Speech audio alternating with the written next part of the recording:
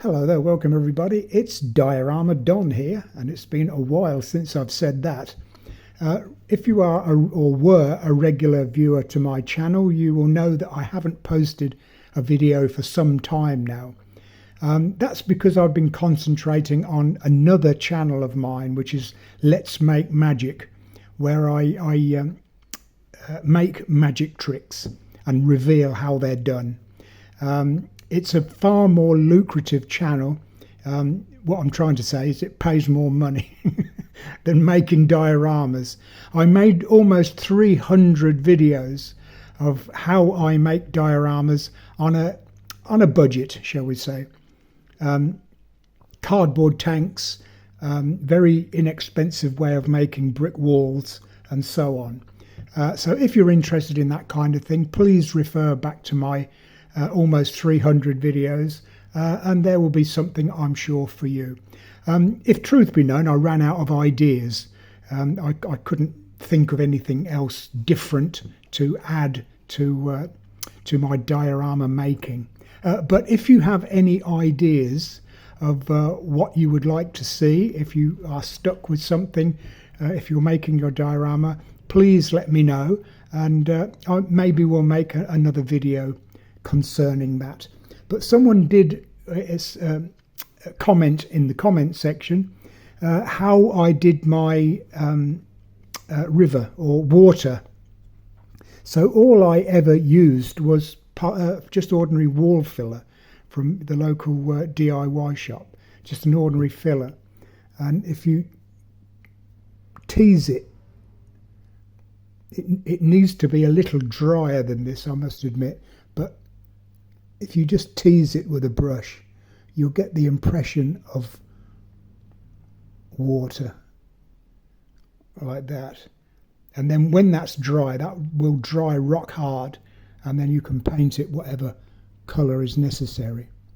But it's just in general, to answer the question, I just used wall filler. And if it were a little drier than this now, then you could tease it up and make much more higher waves with it. But that's pretty much the ripple that you would find on water. Okay, that's enough. I'll just put that to one side, and just a reminder really of what I have done in the past. So I've made this Sherman tank, and it is entirely 2.5mm cardboard, corrugated card for the tracks, but everything else is just cardboard. So, it's falling off there. Yeah, if you're interested, then please by all means look at the video, how I made that. And then there's the tiger tank, again just 2.5mm thick cardboard. That's all it is. Okay, I'll put those again to one side. And a lot of my videos were concerning various bombed out buildings, all types of buildings, churches and houses, factories, office buildings, that kind of thing. But this is just basically a broken brick wall, and just using tile grout. That's all I basically used. And you can see the bricks there, and the broken bricks, and the feel of it is actual real brick. It looks and feels like real brick. So that's that. This, if I can get it, is a building that I made, one of the videos. Again, just a broken, bombed out building. And basically just a stand, really, to put your completed tank on. It doesn't have to be cardboard, obviously. You can use one of the plastic kits that you just stick together. Okay, so that's that. And then a couple of other projects that I did was this Millennium Falcon, and again 2.5mm cardboard. That's all it is.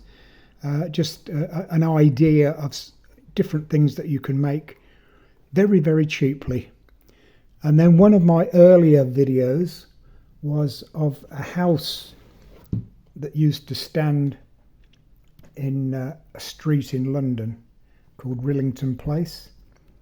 And it's the house of the serial killer John Christie. And it's particularly poignant because he buried all his victims in the back garden and under the floorboards of the living room and kitchen. Not a very nice character, but that's the house that he used to live in Rillington. Not there, of course, anymore. But it's just an idea, again, of the things that I have made in the past. Okay, I'll leave it there. I will be back with another video if I come up with an idea, or maybe if you do, and then I'll make a video of it and carry on. But until the next time, thanks for watching this video. Please subscribe to the channel if you don't mind.